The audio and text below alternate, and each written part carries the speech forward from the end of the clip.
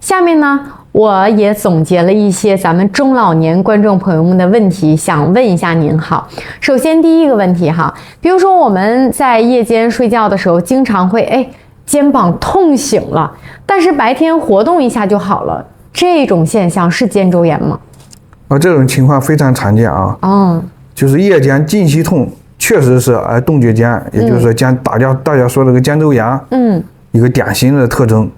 因为躺着不动时这个发炎的关键呢，压力的不断的增加。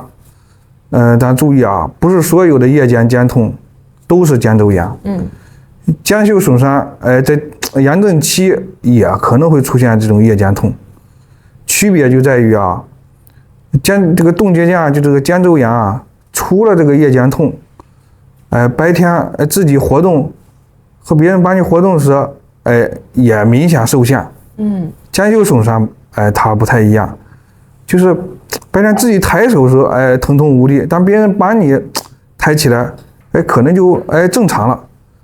所以我还是建议你，就遇到这种情况，就做一个简单的摸背测试，就是从健侧手，从手背，从背后向上摸，患侧手颈后向下摸，就两个手能不能这么着？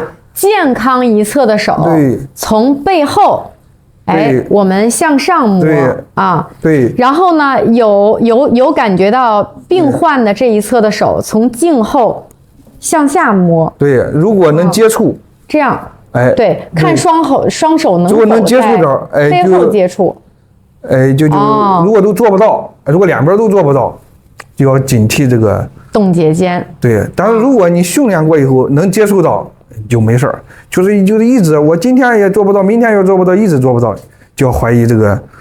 其实正常人好多人也做不到，但是通过训练锻炼能做到，那也就可以，你也不用就可以初步排除这个。如果说经过这个训练了，或者1天2天也一直够不到，就要警惕这个啊。那第二个问题哈，我来看一下观众所做的这个动作是什么哈？就说我抬手到肩膀的高度就疼得要命，但是我举高过顶反而不怎么疼，请问这是什么怪病呢？这种描述这种现象，我们医学上称为一个疼痛弧。就是在一个角度的弧心范围内，它疼痛。这是因为什么？是尤其多见于就是感疝肌这个问题。就是一般是出现在这个60度和120度这个范围内。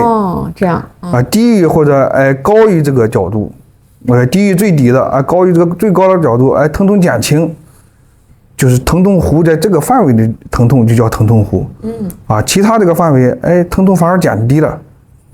为什么这样呢？因为这个角度的区间这个肌腱的这个就是腱袖的肌腱最容易受到这个肩峰的挤压和摩擦。好比这个一根电线在某个特定位置卡住了一样。这个怎么办呢？就是避免在这个角度反复的是吧活动要做一些无痛的在这个无痛范围内活动。建议就是还是到医院做一些专科的检查，可能就需要进一步做超声了或者磁共振，明确这个损伤程度，来做进一步的这个治疗。